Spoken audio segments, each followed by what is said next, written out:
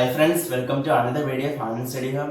If you have not subscribed our channel, please subscribe our channel and click the bell icon for the further notifications for the videos uploading in our channel. So in this class, we can start with the first chapter of politics, power sharing. And this chapter is very easy chapter. And in this chapter, first we should know what is power sharing. The power sharing is the sharing of power between various authorities in a country or a nation.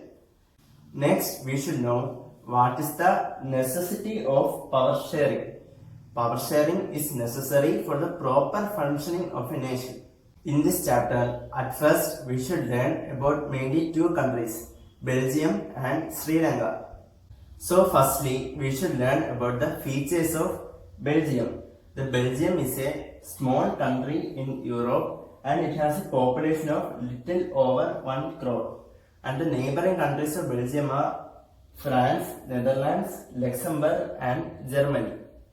In Belgium, this society was divided on the basis of language spoken by the people.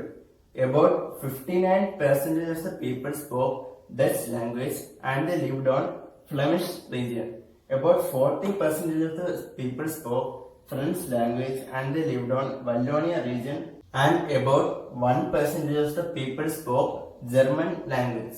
The capital city of Belgium is Brussels, and in Brussels, the French-speaking community was in a majority.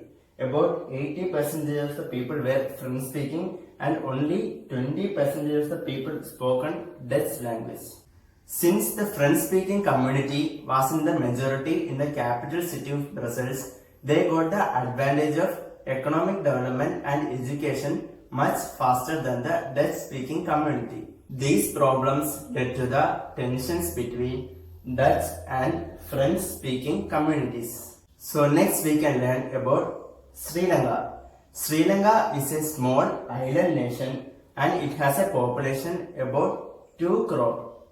In Sri Lanka also, the society was divided on the basis of language. In Sri Lanka, about 74% of the people are Sinhala speakers and 18% of the people belong to Tamil speaking community. In the 18% of the Tamil speaker, about 13% of the people are Sri Lankan Tamils and 5% of the people are Indian Tamils who went to Sri Lanka during the colonial period.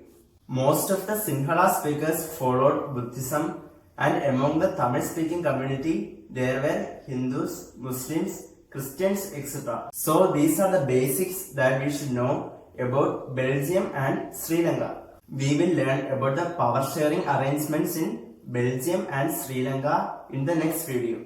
Thank you for watching this video. See you all in the second part of this video.